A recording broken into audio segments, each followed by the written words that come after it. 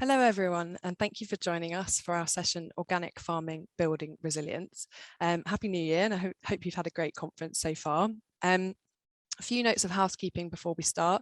The session will be recorded, so if you're less comfortable with that, please make sure that you keep your videos off throughout the session, and the session will be shared afterwards.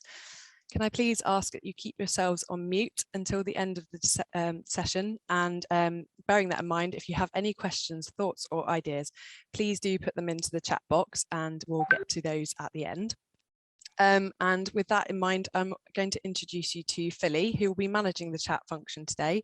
She works within our producer certification team, and she account manages the day-to-day certification of lots of our horticultural licensees. So please do say hello to her and let us know where you're calling in from, and yeah, and any thoughts and ideas, please do put them in there. So I work within certification in the business development team, and part of my role is to showcase the brilliant work that our organic farmers do, and strengthening supply chains, and also encouraging knowledge sharing through sessions such as these. So our session today is all focused around resilience. So obviously we know that we're in a time of great change, lots of things going on, changing climate and environment, emerging trends in market and Brexit, trade, etc., etc. And this is presenting new opportunities and challenges for our organic farmers. And today we're hoping to show how our farmers are adapting to those changes.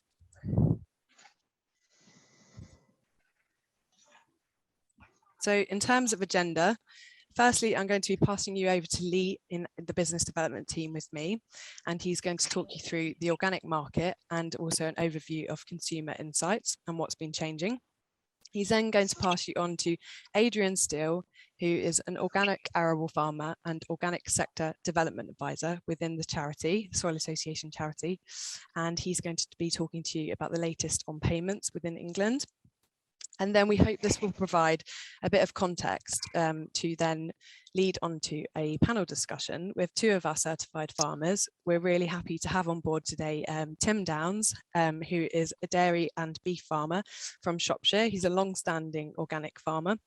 And also Kim Brooks, who was a former volunteer and now managing director of the community farm just outside Bristol.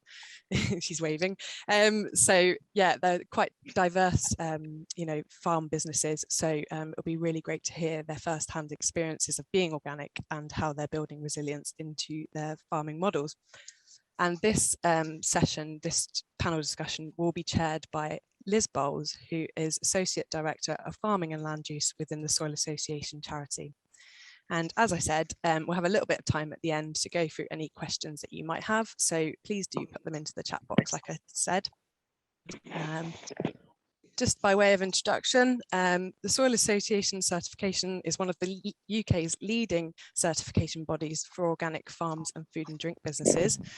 We certify and inspect thousands of them, and all of our standards are underpinned by law based on the 4 principles of organic agriculture, which are health, ecology, fairness and care. And the Soil Association certification is a wholly owned subsidiary of the charity, Soil Association charity, and any surplus profit that we make in certification is gift aided to the charity to continue all their wider work for sustainable food and farming. So without further ado, I'll pass you over to Lee, who's going to take you on a bit of a whistle-stop tour of the organic market and changing consumers' behaviours. All right, take it away, Lee. Thank you very much, Beth. And again, just to sort of introduce myself, my name is Lee Holdstock. I'm the Senior Business Development Manager within Soil Association certification. Just going to give you a quick overview of what's going on in the organic food and drink market. A little bit of history and where we're going and what the current consumer attitude and motivation is. So next slide, please, Beth. Before I do that, just a little bit on the organic farming trends before we dive into food and drink. So currently, we are seeing a relatively modest percentage of agricultural land in the UK is organic. So currently running at 2.8%. Although that's been relatively static for some time now, the UK land area that's in conversion is rising quite healthily. In 2020, that went up by 12%. There is a general sense, all areas of the soil association, that there is a growing interest from farmers and a range of enterprises. And where we're seeing probably the strongest support for organic farming is, in terms of ambition, is within the UK and Scotland, and has historically been a fact for a long time. We see on the continent in the European Union quite significant support for organic farming, and it's been one of those long conversations that we've had in the UK regards how we motivate our own government to support organic farming in the manner that has been supported in many of those countries. So now I'm going to move on to talk a little bit about the organic market for food and drink. So just a bit of potted history. We are in a very strong period of growth at the moment. So we have not seen the level of growth that we saw in 2020 for 15 years. So I've been at the Soil Association for long enough to remember the downturn in 2008, which was a reaction really to downturn in the entire global economy at that time. And really what we saw was a very heavy dependency at the time on supermarkets for sales of organic. And as they assumed that we consumers would tighten our belts, then anything but the cheapest and budget lines were really removed from shelf. So we saw some quite significant range reductions in organic, and we felt that. However, 2020 was an incredibly strong year with nearly 13% growth in organic food and drink sales across the UK. Very similar level in the multiple retailers, who still account for around about 3/4 of all sales of organic. In terms of 2021, then we're expecting that also to be a further growth and an increasingly strong year. In terms of why that happened, then I think that has a lot to do with current retail strategy and routes to market, and also the consumer. So I'll say a bit more about that as we move forward. So next slide, please. So in terms of the individual categories, we broadly divide the data. If you are an avid reader of the Soil Association's Organic Market Report, you'll notice that we tend to talk about the sector or the industry in 4 different key sectors. So dairy, we saw a very good growth last year, approximately plus 2.5%. That's slightly better than non-organic. But as we go across these categories, we see that growth improves on non-organic. So produce grew 2.8% more than the growth in conventional. Canned and packed, which is really pretty much everything that is ambient, increased by only just under 2%. But bear in mind that was against a backdrop of an actual deflation in food and drink generally, non-organic sales declining at 1.3%. Over the course of the year to September. The real winner here was meat, fish and poultry. So from September 2020 to 2021, we saw 12.1% growth. So that's really underpinned by consumer desire to eat better but less. So that's been a core message of Soil Association around consumption of meat, that we understand consumers want to reduce meat. Some don't want to eat it at all, but we're encouraging people to potentially eat a little less, but actually really think about things like the quality of the meat that they're eating, the system to which and standards to which that meat's been produced. Next slide, please. So in terms of some specific agri-food subcategories, unsurprisingly, in terms of the best growth over the last few years, a lot of meat, fish, poultry categories subcategories rather, would feature in there. What you might be surprised to learn is that alcohol and wine specifically has been one of our star growth categories. I think if we were adding non-UK produced subcategories in here, things like coffee and tea, they would also be showing impressive growth. And I don't imagine at the moment the UK wine is a significant proportion of overall organic wine, which is largely accounting for that growth rate. But we are certainly seeing great opportunity there with consumers wanting to indulge, wanting to consume indulgence products like chocolate and wine, but also wanting a higher quality offer and a more sustainable offer. So great opportunities there. And yogurt, not surprised to see that there, given that of the UK agri-produced agri-food products, then yogurt is an area where we see very strong branding and marketing spend in the UK. So yeah, so a positive picture there, particularly for livestock related products. Next slide, please. In terms of the actual routes to market, supermarkets have been performing well. Independents have been performing much as they did throughout COVID, certainly winners and losers, and probably the only route to market that's really suffered throughout the last year and a half during the pandemic has been food service, for understandable reasons. But online, again, is for reasons that will be pretty clear when we're in lockdown, that has been incredibly successful. So as you can see from this slide, some incredible growth rates there in home delivery and box schemes in 2020. And that's not talking about the home delivery offered by the traditional bricks and mortar supermarkets. So there are higher sales levels maintained, and a large percentage of organic is actually purchased online. We were already blessed in the organic sector with a high proportion of online. After all, we pretty much invented the box scheme, and we have our producers have long worked on ways to reach their consumers directly, given the challenges there have been in terms of maintaining margin through supply chains, and also, as I mentioned in the first slide, the challenge of actually getting organic listed in multiple retailers. So online has really been the sort of saviour in the last year and a half. Next slide, please.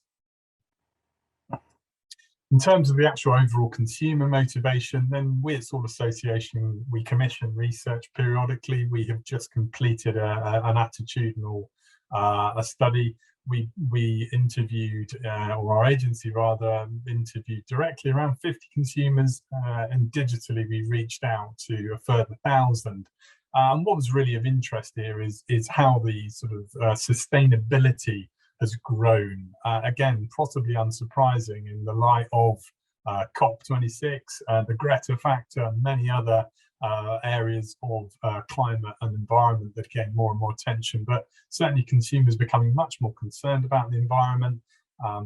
When we asked these consumers who were already warm to organic, already buying organic, so they weren't completely non-green consumers, when we asked them about their attitudes to sustainability, then as you can see from the slide, the biggest standout there was really this wish that more food was produced in a natural way, without excess processing or chemicals. So naturalness, the belief that it's good for your health, and wanting to know about the provenance and where ingredients come from is really strongly growing. Next slide, please.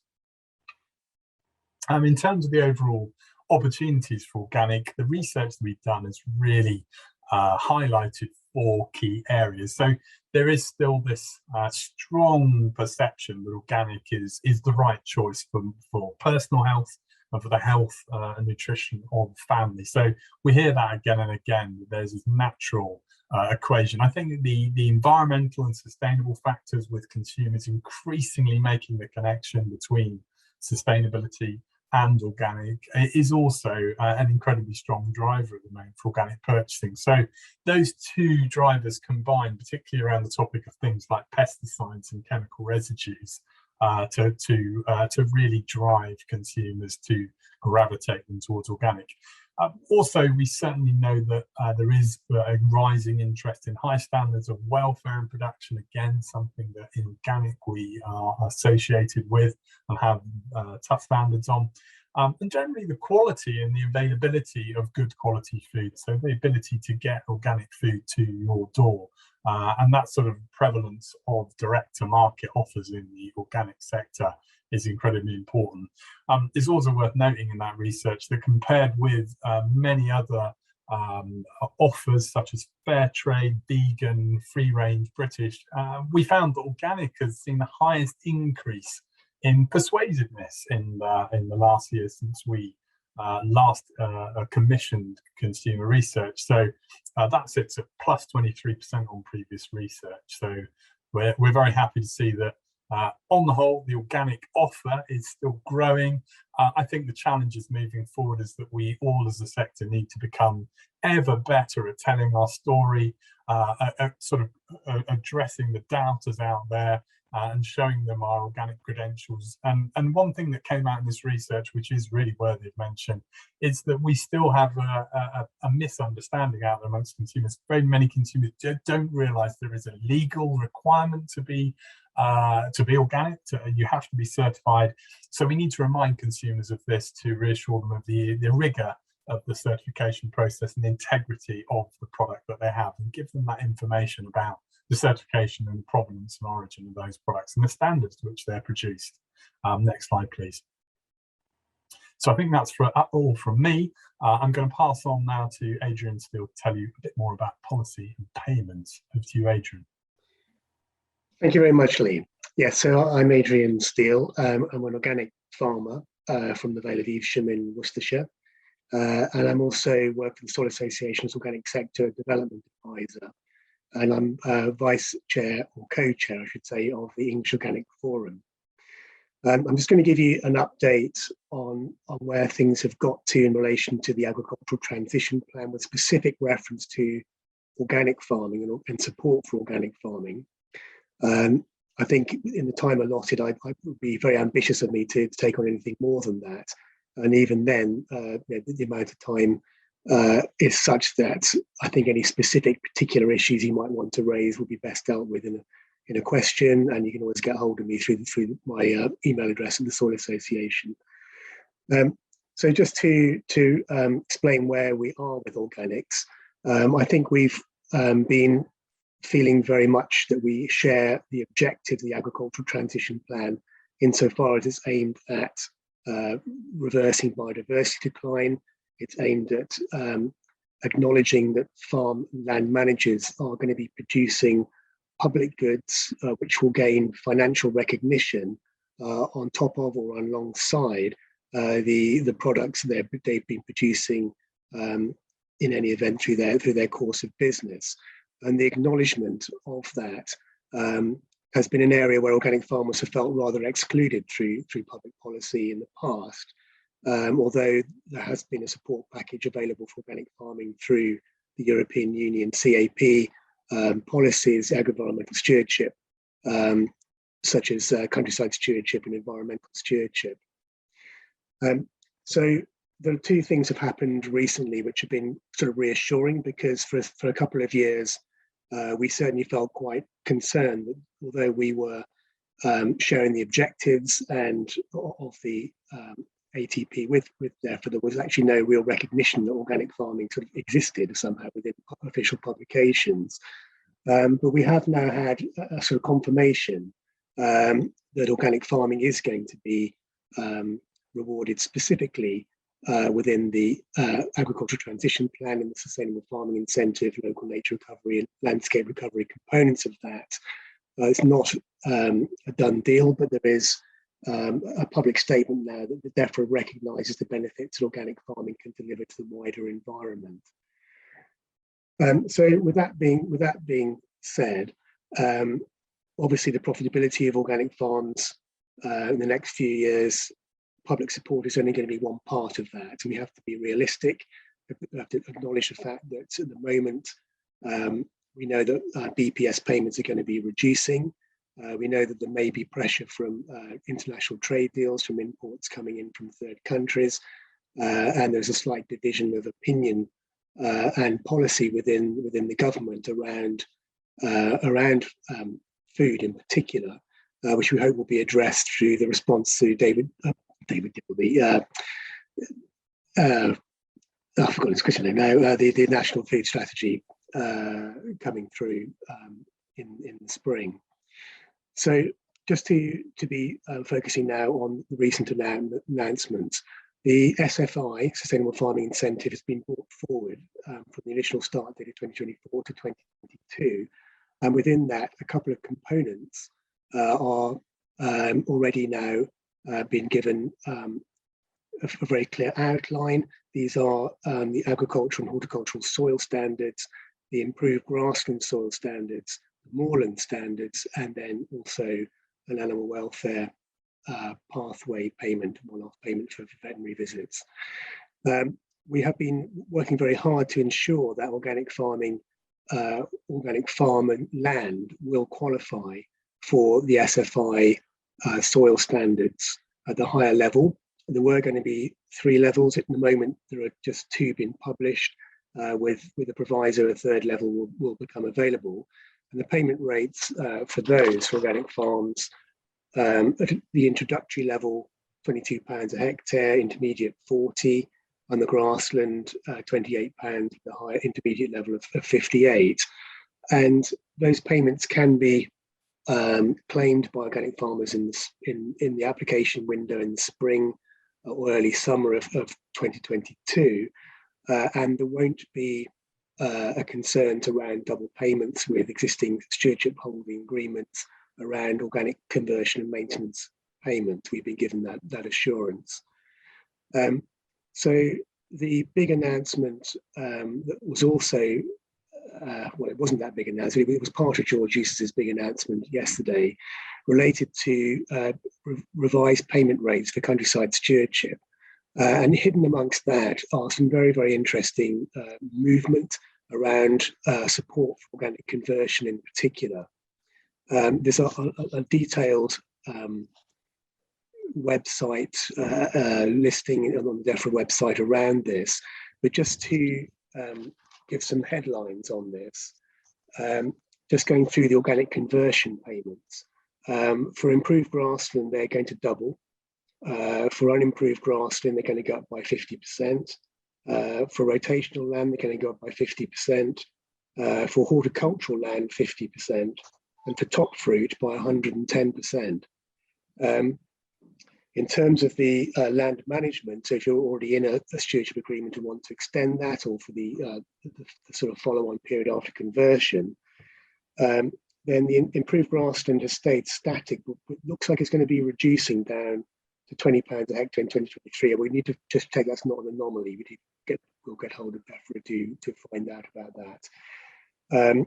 Organic land management, unimproved grassland payments going up by 50%, rotational land by 65%, horticultural land by 90%, and then top fruit is going up by 320%. So these are particularly large increases, and will definitely go some way towards, I think, drawing people into organic conversion who are otherwise standing on the edge, and also giving more confidence for organic farmers who aren't in stewardship at the moment for whatever reason to jump in and get involved with it, because clearly this is the best opportunity for funding, which would last for a minimum of 5 years, with a guarantee that if the ELMS full package, when it's rolled out in 2024, is actually going to provide better income, that they'll be able to leave that agreement without penalty and go into a combination, what would need to be a combination of the sustainable farming incentive standards and local nature recovery. So that has been a significant. I'm sorry to go into too much detail there, but I think that this is actually really good news for the sector, and I think that we are trying to draw this to anyone's attention, and so I don't feel ashamed about doing that now. Just to row back a little bit back to the agricultural transition plan. The 3 components of the agricultural transition plan in relation to ELMS, environmental land management, the sustainable farming incentive. At the moment, there are just the 2 standards, as I say, but a program has been unveiled for standards to become formalized over the next 4 years. And within those standards, there are going to be standards relating to integrated pest management and to nutrients. And we are working very closely with DEFRA to understand whether the aspiration levels within these standards are going to very closely coincide with their imperative to deliver the targets which are going to be set under the Environment Act for next year to reduce water pollution and air pollution, and to stimulate biodiversity gain, in which case organic farmers should really be in the top echelon of support in those standards. There's also going to be an organic standard in 2025 proposed, which will be a catch-up of all the bits of the other standards which are relevant to organic farming, to allow a full package to take the place potentially of organic support under stewardship for those farmers who are wanting to convert after 2024.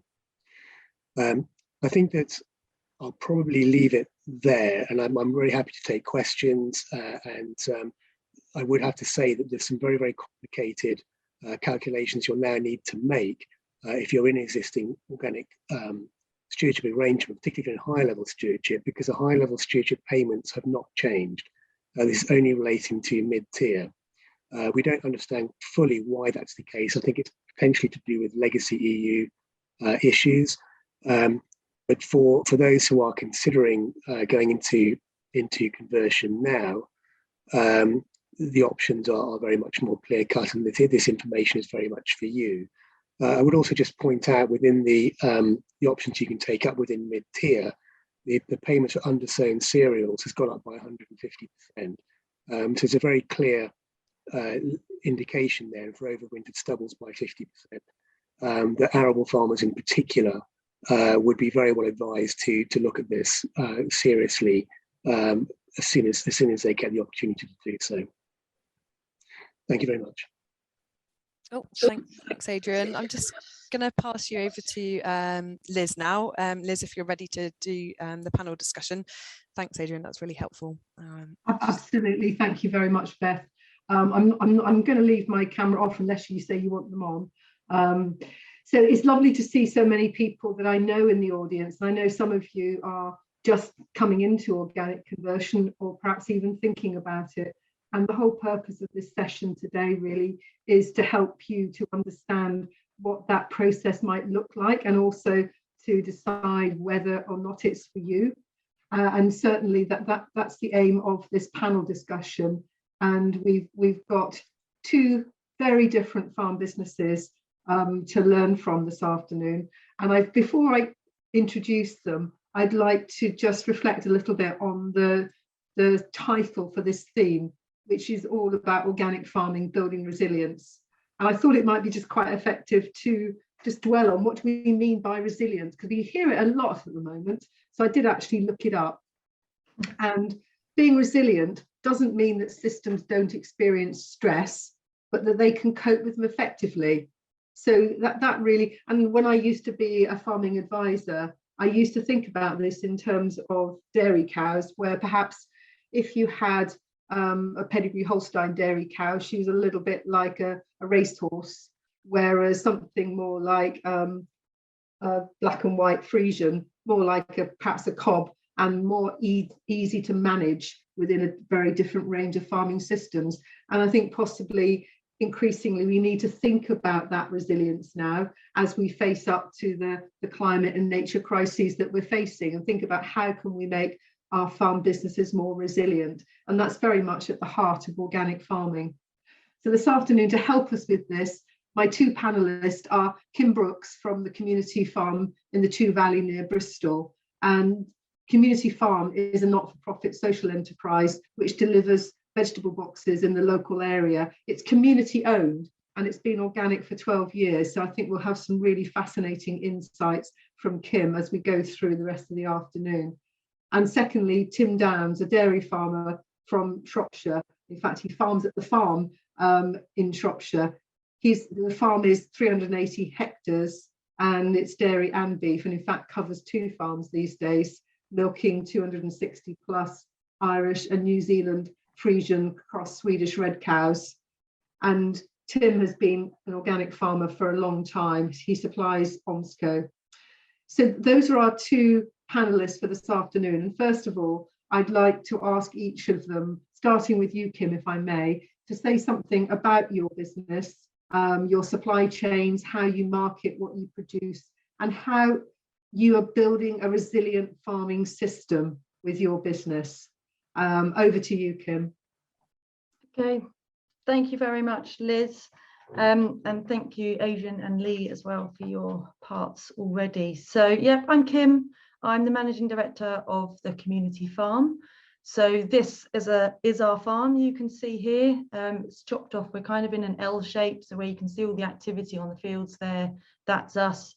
And then the other bit kind of kicks off in an L down left to the below. So what you can see there is Chew Valley Lake. So we're just under 10 miles south of Bristol, and we're kind of a same sort of distance to Bath City as well. So from that perspective, we're kind of a peri-urban farm, and we service both of those cities. They both sit within our kind of 15-mile customer reach.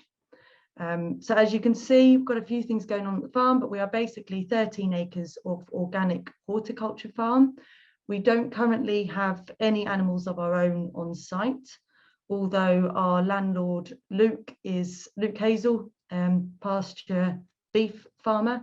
So sometimes we have cattle just next to us, and we also work with local shepherds to sometimes have some sheep on our fields to help us in the in-between in our crop rotation. So you can see there 4 polytunnels, but also a warehouse. And what that enables us to do is buy in produce from other farms as well. And I'll talk about that a bit in terms of our enterprises. And so we're an organic horticultural rotation. And kind of, I always say simply just think like veg above ground. So we're only 13 acres, so we don't do like lots of root vegetables. We do your salads, we do your brassicas, and we go as far as about to kind of long red Florence onions, a small crop of that, but no kind of big onion or big carrot or big potato crops. We're a community supported agriculture project. So really what we're all about and what our real purpose is bringing people to the farm and onto the land. So you can see there, and you can see it in the first picture, we've got a roundhouse, and actually on the other side of the hedge, you can see there, we do have a yurt as well. And those two very basic sort of structures enable us to invite people onto the land. So we have workshops, we have events, but most importantly, we are a community supported agriculture project. So we farm with volunteers, and they are a core part of our farming workforce.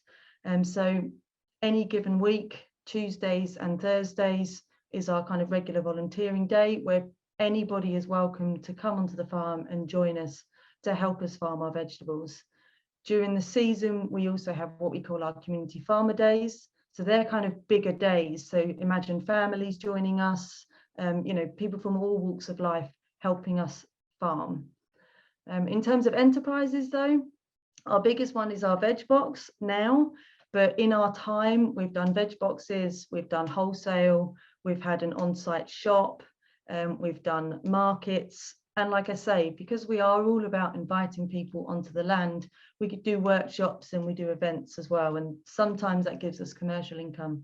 Sometimes that gives us kind of grant income or enables us to work with other people. So that's a kind of really high level, brief introduction to the farm, and I'll hand back to Liz. Thank you very much, Kim. And lovely to see that picture of the community there all together at the community farm, really lovely. And next, Tim, can I ask you the same question, please, to tell us about your farm business, how you market what you produce, and how you're setting about building a resilient farming system. Thank you. And do you want to turn your camera on so people can see you? I think I have there. Can you see me? Yeah, can see you. Good afternoon all. That looks like a sunny day in that picture there, but I'm very jealous of the water and all the vegetables on Kim's overhead view as well. So as Liz said, we farm in Shropshire. We've been converted since we began conversion in July 1998, so a little while now. We've had time to morph into lots of different ventures and change scale. As Liz said, we're farming on two dairy sites, various different people within our business that we've nurtured and trained, and coming on to resilience. I think a lot of it is about surrounding yourself with good people, good resources, resilience. I wrote down a few things: resilience of the soil, resilience of the animals, which Liz has mentioned, which I'm sure we'll expand upon, and most importantly, resilience of the people. So giving people downtime, giving people the necessary training, knowledge, skills, neat and tidy work environments, all those sort of things come into it.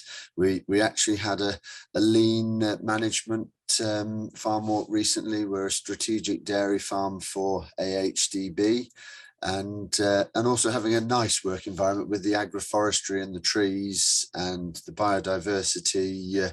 We do see a lot of owls, a lot of other wildlife on farm, and that all adds to it being a pleasant place to work. And we were lucky enough to have a fellow Nuffield scholar by the name of Claire Whittle, Dr. Doolittle, on Twitter, who is the keenest, most excitable dung beetle expert I've ever met, trying to describe what we were finding under dung pats. So learning continually. So we're delving into bokashi, we're delving into soil nutrients like we've never imagined we would most recently over the past 12 or 18 months. So what else have I written?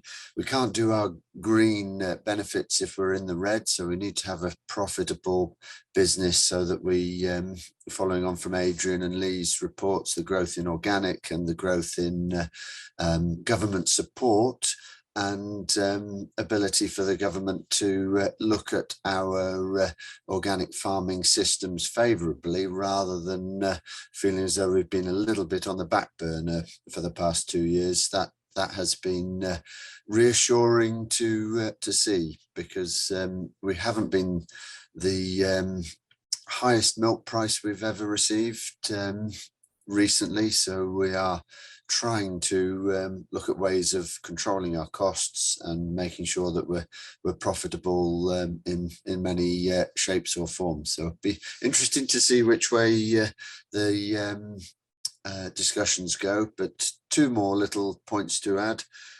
Tom Phillips, who is one of our discussion group facilitators, used to talk about cow-free days. So taking yourself away, getting some headspace, and being in a different area. This may count as slightly like that, because we're all learning. And then another book, I've been hearing about various books on all the webinars I've watched over the past 2 days.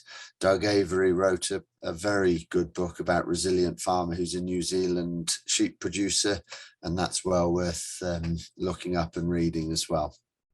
I think that covers most of what we do, Liz. Thank you very much. Thank you, Tim. I'm very envious of that white clover grass lay. It looks phenomenal. Okay, that's a really lovely introduction to both of your businesses. And I guess the next question I wanted to ask you really was how things changed when you went organic. And I appreciate that it's probably quite a while ago now, so it might be quite difficult to remember. But I just wonder if you could reflect back and think about that sort of learning curve and how you were helped through that process, and by whom, really. So I'll go back to Kim first to give you a little break, Tim. So the community farm itself has always been organic. So like I say, so we're just 13 acres that we rent from Luke Hazel, who is a beef farmer primarily. But I believe it was his decision when he had to return to farming shortly before the community farm was started, which just over 10 years ago. It was his decision to convert the whole of his land to organic. And for all of the reasons that organic stands for, because it benefits the environment, but also at the time, you know, there was the idea that you could be better off financially. Whether or not that paid off, I guess he's the only one that can tell you that. But certainly it was a troublesome time for a bit. But certainly now, you know, he absolutely stands by it and is going even further than organic, I believe. Into sort of regenerative certificates and things like that. So for us at Community Farm, we were always organic and we would never do it any other way. And I think for me, that's, you know, that's almost the fight we've got on our hands. And when I was reflecting on the word resilience earlier myself, I was thinking, you know, when we used to talk about environmental, social and finance, use words like impact or sustainability. Whereas now it's resilience, and it's almost reflecting that idea that, we've still got a fight on our hands. We've still got to make this the mainstream. You know, it has to be that organic is the baseline, because it is the most resilient system, and thank goodness that, you know, there's enough organic farms that are proving that now. And so from an environmental standpoint, from a social standpoint, and from a financial standpoint, I think organic has to be the absolute baseline for all farmers. And I think we, you know, everyone needs to be working in that direction. Okay, and Kim, a bit of a follow-on question for you. Do you sort of consciously farm with nature in mind when you're doing growing and setting rotations? How do you do it? Yes, absolutely. So yeah, so we're an organic horticulture farm, but we've always been nature-friendly farming as well. So we're a volunteer-led farm, so we have a wildlife group who are keen wildlife volunteers, and we're always thinking about the wildlife as we're farming. So we're being careful about our crop rotations, we're being careful to rebuild the organic matter in our soil, and we're concentrating on our margins as well. Even though we're only small, actually, you know, we have got 4 hedgerows around us, and we are really very, very conscious about creating those wildlife corridors through those hedgerows, and working with people kind of beyond our hedgerows as well, thinking about the situation of the farm and what goes on beyond our farm gate.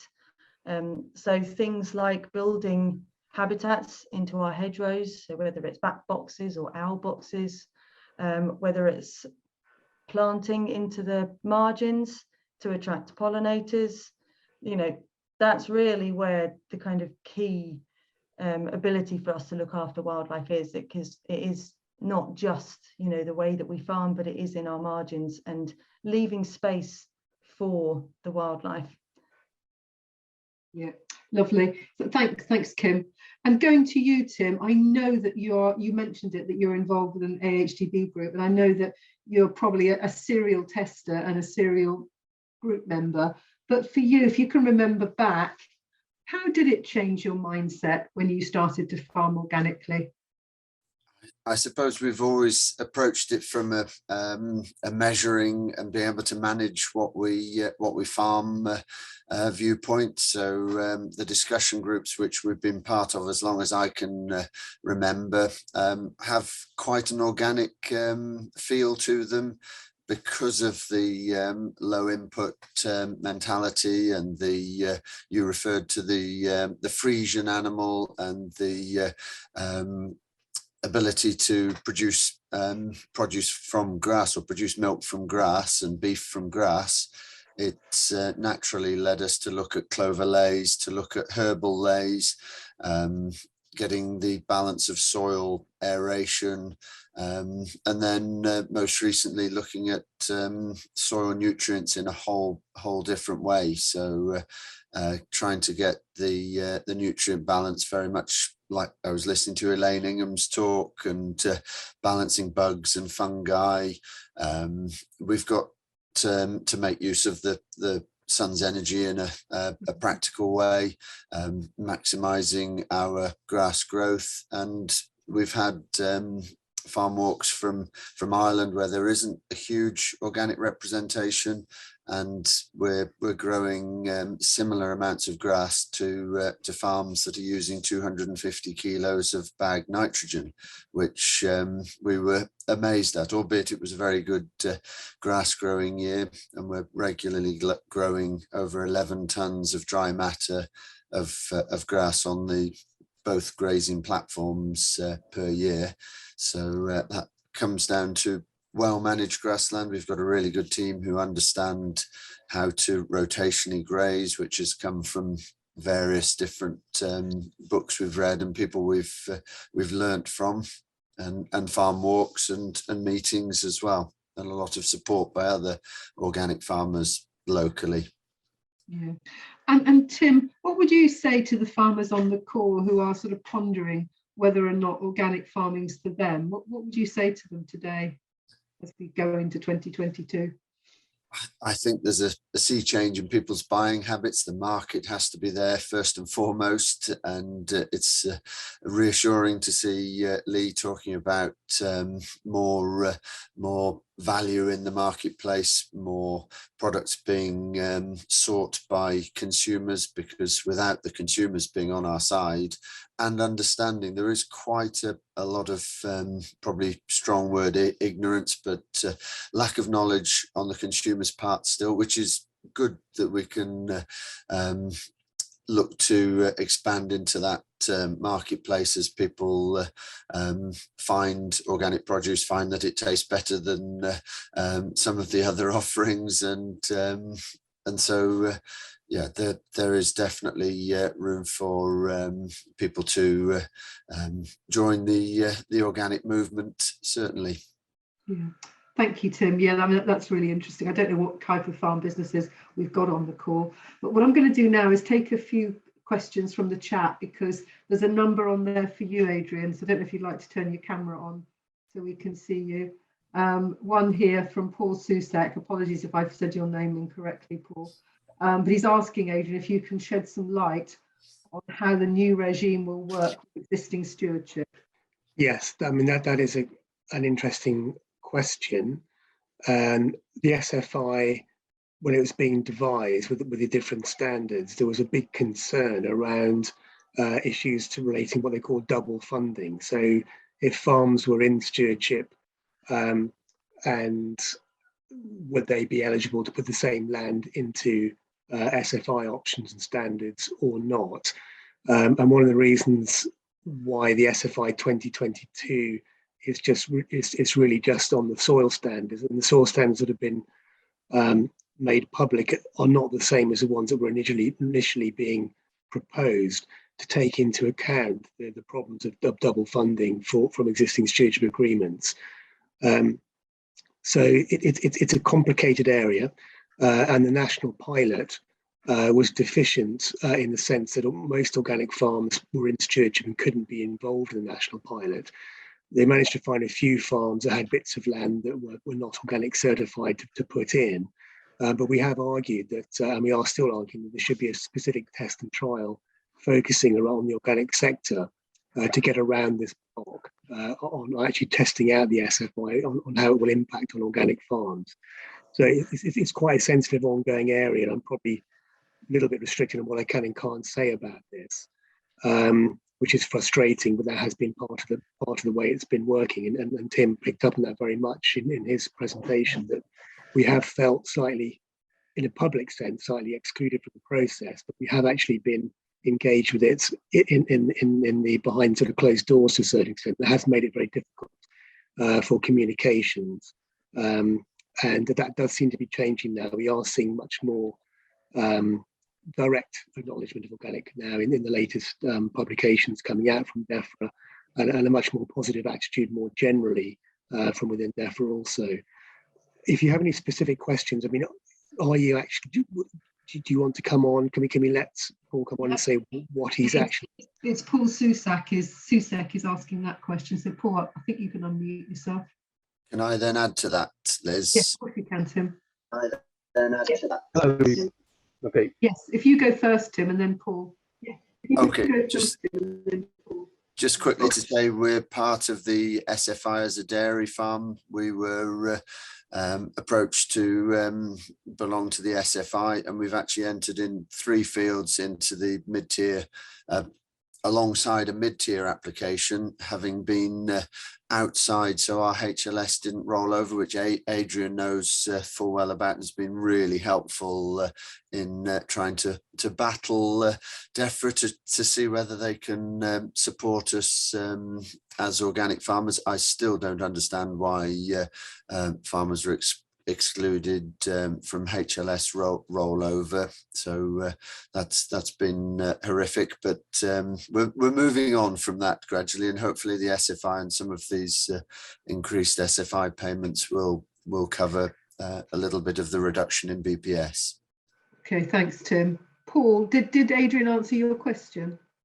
I was simply interested to hear from Adrian that he has better understanding of how of how the two schemes are going to work together. Unfortunately, when he started talking about the details of that, my sound is completely broken down, so I haven't understand a single word of that explanation. Yeah, but you know, it's We can't hear you, Paul. no, I think the problem is, Paul, probably your Wi-Fi is a bit broken up. Just send me an email. Yeah, I think that would be best, Paul. If Yeah. you've got Adrian's email, just drop him an email and he'll come back to that. I'll put all of our contact details in the chat now, so then Paul, you can ask your questions after the session if that's easier. A question coming from two people, Adrian, for you. The first one is from Raina, more a matter of information actually. She was saying that she's been on a previous talk earlier this afternoon that clarified that 5 hectares is currently the minimum cap for BPS, but after 2024 there's an intention to break that link, so no minimum area. And that, I think, responds to Alan Chubb's question, which is that he'd be quite interested in getting involved with ELM or similar, and he's asking what he needs to do. So, okay, so this is the notorious Owen Paterson exclusion, which he, unique to the whole of Europe, decided that the minimum threshold was going to be 5 hectares. That's been seen as an anomaly and something that's been wrong for quite some time, and they will be put right, but it can only be put right after a certain length of time has passed between leaving the EU and the new schemes coming in. It's very frustrating that the SFI 2022 being rushed through the way it has had to rely on the RPA's systems for admin, and so you have to be a BPS applicant to claim those. That's going to change, and the eligibility for local nature recovery is certainly not going to be restricted to BPS applicants.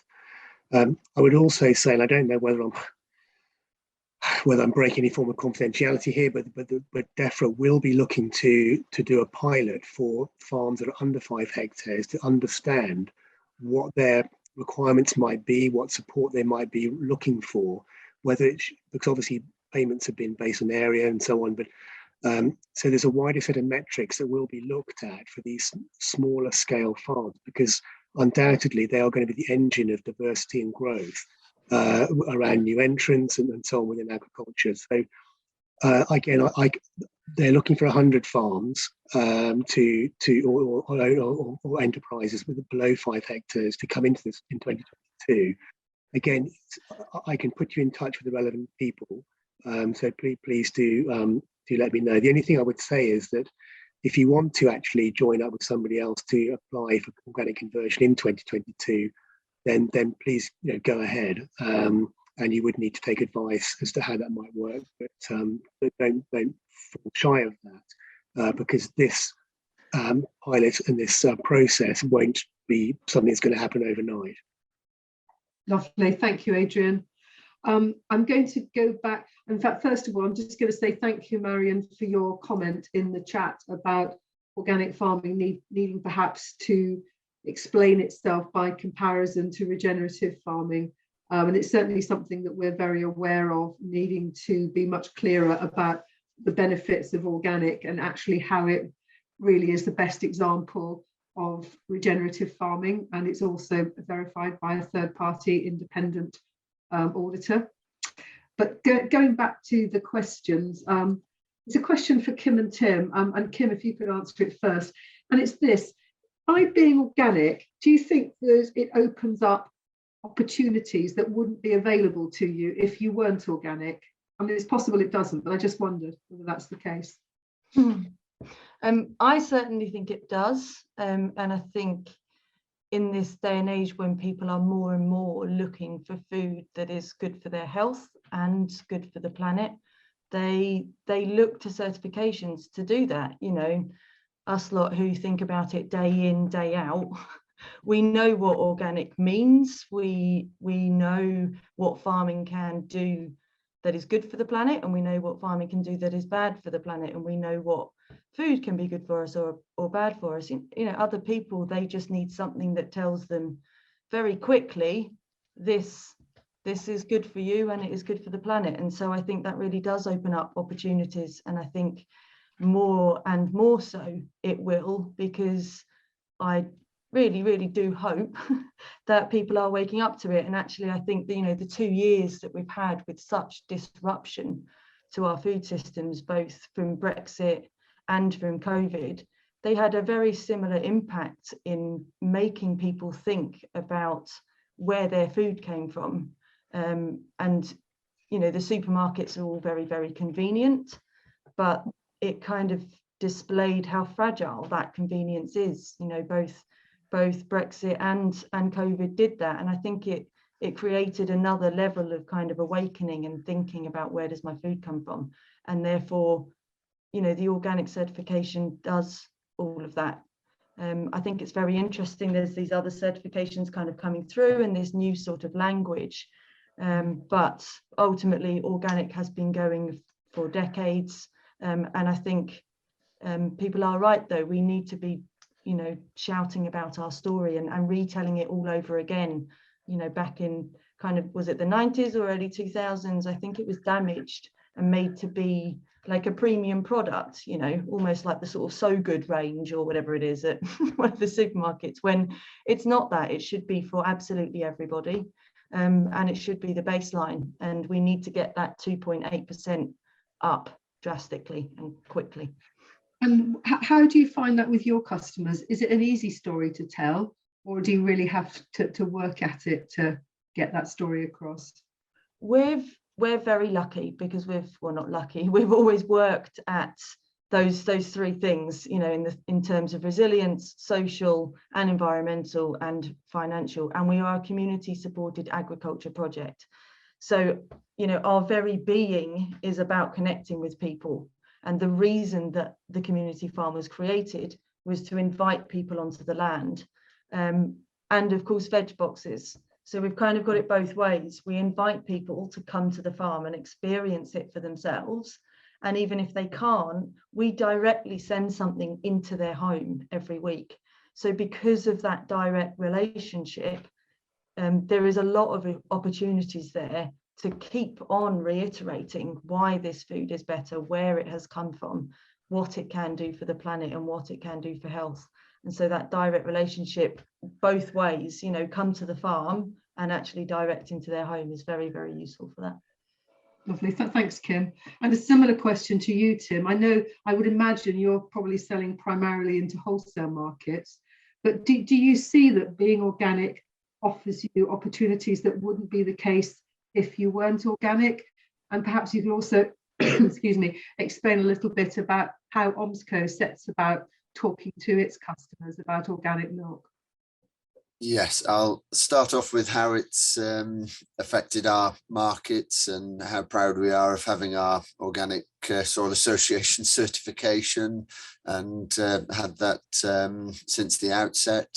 And I suppose having been on board of directors for OMSCO for many years until recently, it's added value to our business hugely. It's opened up different markets, and there is going to be a huge drive for more, I suppose, intimate advertising to people about the benefits of organic dairy and organic produce in this country, which I think is going to be very valuable and something we want to get involved with. We're okay at social media, the likes of Twitter and all those sorts of things. TikTok is slightly beyond me, but that's what people are looking at nowadays, and that's the market we need to be exploiting, educating, learning to utilize. As you said, we've not done any direct sales. There's an awful lot of people that are so much more knowledgeable about direct sales, such as Kim, how you get into people's homes and encourage them to stick with you. I think it's all about quality of produce, taste, the welfare aspects on farm are come as a necessary and automatic organic bonus. So we need to understand all the things that people feel when they purchase things, products labelled as organic. So there's definitely a really bright future, but we need to engage more, and that's something that we've sat back over the past few years and not shouted from the rooftops how good we are and how much we are doing. Yeah, lovely. And Tim, I think on that note, we've got to draw our discussion to a close. I'd like to thank both Kim and Tim really for being so open and sharing what's going on in their farm businesses, and I hope that's been helpful to everybody on the call. So thank you very much, Kim, and thank you very much, Tim. Now I'll hand back to Beth to close us out. Thank you, Beth. All right, thanks, Liz. Yeah, that was brilliant. Thank you, everyone. Thanks, Tim and Kim. That's really useful insight. And yeah, basically, if you're thinking about transitioning to organic and you've got any questions or anything for us, then please do get in touch. Philippa's put our contact details within the chat. And if there's any questions that we haven't managed to answer, the chat will be saved. So I'll aim to try and get through to you on the conference platform to answer them for you. But yeah, definitely some really great insights. Thank you to all of our speakers. Thanks to OFC for organising another brilliant conference. Hopefully it's in person next year. All right, well, I think it's the closing plenary now, so we all should probably go, but take care and have a good one. Take care, everyone. Bye-bye.